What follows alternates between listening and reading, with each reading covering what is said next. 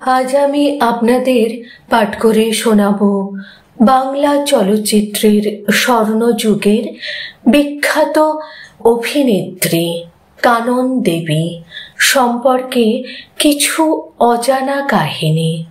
আশা করি আপনাদের সকলেরই ভীষণ ভালো লাগবে।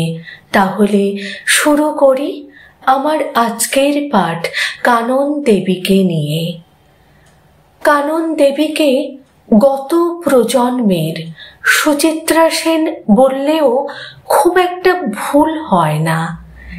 একই রকম ফটোজেনিক মুখশ্রী।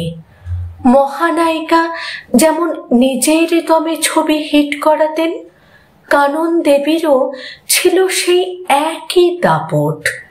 তার চেয়েও বড় কথা, কয়েকশো প্রজন্মের পুরুষের কাছে স্বপ্নচারিণী হয়ে থাকা।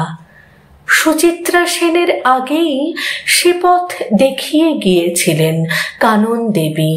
তাই এটা বললেও খুব অপরাধ হবে না যে সুচিত্রা সেনই হয়তো ছিলেন পরের প্রজন্মের কানন দেবী। শুধু দুই নায়িকার পার্থক্য জন্ম আর শৈশবে। সুচিত্রা সেন সম্ভ্রান্ত পরিবারের মেয়ে এবং বৌমা, আর কানন দেবী তার পিতৃপরিচয়টাই কেউ জানে না। নেই তার জন্মের সঠিক সন তারিখ, একটা ধরে নেওয়া সাল 1912 কি 1916, কিন্তু যেভাবে তিনি বড় হয়েছেন সেটাও এক বিচিত্র ইতিহাস। কেউ বলে 5-6 বছর বয়সে কানন দেবীকে পাওয়া গিয়েছিল হাওড়ার এক গরিব পাড়ায়। স্কুলে ভর্তি হয়েছিলেন, কিন্তু মাইনেপত্র দিতে না পারায় ছাড়িয়ে দেওয়া হয়েছিল। আবার কেউ বলে কানন দেবীকে উদ্ধার করা হয়েছিল হাড় কাটা গলি থেকে, কিন্তু ছোট্ট মেয়েটার দায়িত্ব কেউ নেয়নি, তাই ঢুকিয়ে দেওয়া হয় বায়োস্কোপে। আবার এমনও শোনা যায় কানন দেবীর বাবা ছিলেন দর্জি আর মা ছিলেন বাইজি। কানন দেবী ছোট থেকেই ওর বাড়িতে ঝিগিরি করেই রোজগার করেছেন। অবশ্য এর কোনটা সত্য তা আজও সকলেরই অজানা।